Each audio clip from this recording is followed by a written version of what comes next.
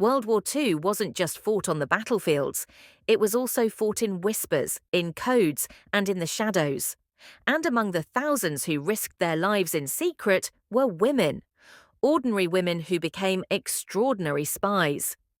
By 1940, Britain was desperate, France had fallen, and Nazi forces controlled much of Europe. To strike back, Winston Churchill created the Special Operations Executive, or SOE, a secret organization tasked with sabotage, espionage, and supporting resistance movements. The SOE didn't just recruit soldiers, it recruited women. Fluent in languages, quick thinking, and able to blend in behind enemy lines, women could go where men might stand out.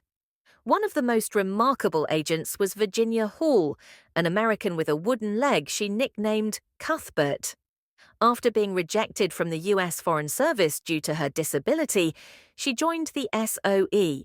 Operating in occupied France, Hall organized resistance networks, coordinated sabotage missions, and helped downed airmen escape. She was so effective that the Gestapo called her the most dangerous Allied spy in France.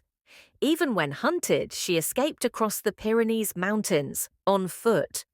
Then there was Odette Haloise, a mother of 3 who volunteered after hearing a radio appeal for people who knew France. She parachuted into occupied territory, carrying false papers and coded messages. Captured by the Gestapo, Odette endured brutal torture at Ravensbrück concentration camp. But she never revealed a single secret. Her courage saved countless lives and earned her the George Cross and Legion of Honor after the war. And Violette Szabo, just 23 years old, became one of Britain's most celebrated heroes. After her husband was killed in North Africa, she joined the SOE, determined to fight back. Her missions in occupied France were daring and dangerous. Captured in 1944, she refused to talk and was executed at Ravensbrück. Her bravery became legendary, inspiring the post-war film Carve Her Name with Pride. These women, and hundreds more like them, proved that courage has no gender.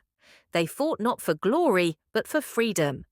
Behind enemy lines, in the darkest corners of Europe, they lit sparks of resistance that helped bring down tyranny.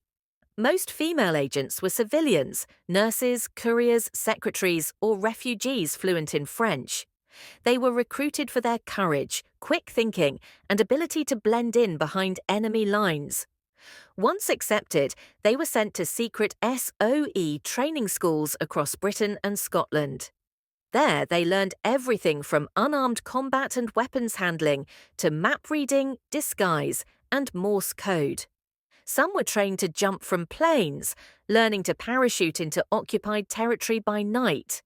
Others were taught how to operate radios, forge documents, and memorize cover stories so convincing that even Gestapo interrogators might believe them.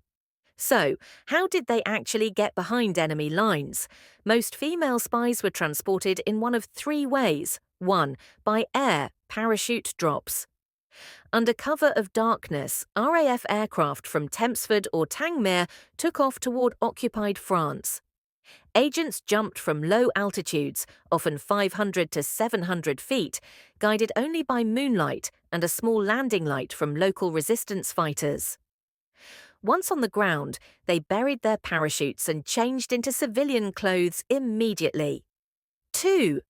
By sea, small boats and submarines. Some were ferried across the English Channel by fishing boats or special submarines. They landed on isolated French beaches or coves late at night, avoiding German patrols. 3. By land, through neutral countries. Others entered through Spain, Switzerland, or even Turkey, posing as travellers, nurses, or journalists. False passports, forged papers, and hidden codes in letters were their lifelines. Once inside occupied Europe, these women lived under constant danger. They operated safe houses, coordinated with the French resistance, and sent coded radio messages back to London. Every transmission risked detection. German radio detection vans could triangulate a signal within minutes. To survive, agents changed locations constantly, carried multiple identities, and relied on local civilians who risked their lives to help them. By the war's end, over 50 female agents had served with the SOE in France. Many never returned. But their courage helped pave the way for Allied victories and inspired generations of intelligence officers to come. They weren't just female spies. They were soldiers, fighting a secret war in a world that didn't yet see them as equals. The female spies of World War II remind us that history isn't only written by generals, sometimes it's written by those who fought in silence. If you enjoyed this story, subscribe for more untold moments from history's hidden corners.